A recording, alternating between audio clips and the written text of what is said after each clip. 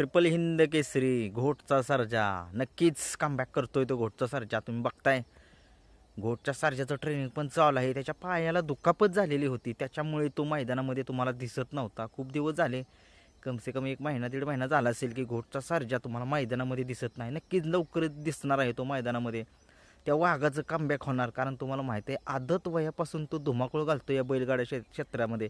नक्कीच मथुरने तुम्हाला बघितले मुंबईमध्ये त्याला बिनजोड घेऊन शर्यत जिंकली होती. नक्कीच त्याचा पहिला गुरु हा मथुरच आहे आणि नंतरचा गुरु आहे तो आपला सगळ्यांचा लाडका दशम हिंद केसरी बकासूर. नक्कीच या 2 बैलामुळे त्याचं करिअर एक उंचीवरती गेलं आपल्या घोटच्या सर्जाचं. नक्कीच आणि तुम्ही बघताय जो बैल मथुरच्या आणि आपल्या बकासूरच्या सोबत पळतो तो बैल वरती नक्कीच येतो. नक्कीच तो घोटचा सर्जा तुम्ही बघताय जिथं जिथं जातो तिथं तिथं चर्चाच होती त्या मैदानात त्या बैलाची.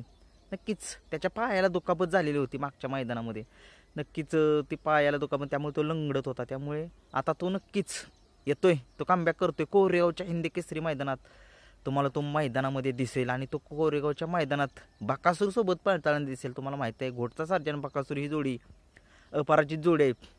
क्वचितच एखादी मॅच हरली असेल या जोडीने, परंतु तुम्ही बघता त्या जोडीनं गुलाल हा मिळवलाच आहे. पुसेगावात तुम्ही बघितलं काय निकाल घेतला आहे त्यांनी पब्लिकनं, आणि पब्लिकनं कसा पळतो घोटचा सर्जा तुम्हाला माहिती आहे. आणि बकासूर तर तुम्हाला माहिती आहे कशी साथ देतो. तुम्हाला माहिती आहे बिनजोडमध्ये हा बैल अपराजित योद्धा म्हणावा लागेल हा घोटचा सर्जा. नक्कीच घोटचा सर्जा आता तुम्हाला कोरेगावच्या हिंद केसरी मैदानात दिसणार आहे. त्याचं ट्रेनिंग पण चालू आहे, कारण तुम्हाला माहिती आहे जयंत केसरी मैदानात तो बकासूरसोबत पळणार होता, परंतु त्याच्या मालकाने रिस्क नाही घेतली. त्याला कोरेगावच्या हिंद केसरी मैदानात ते काढणार आहेत. नक्कीच कमबॅक करतोय तो वाघ घोटकरांचा छोटा सर्जा.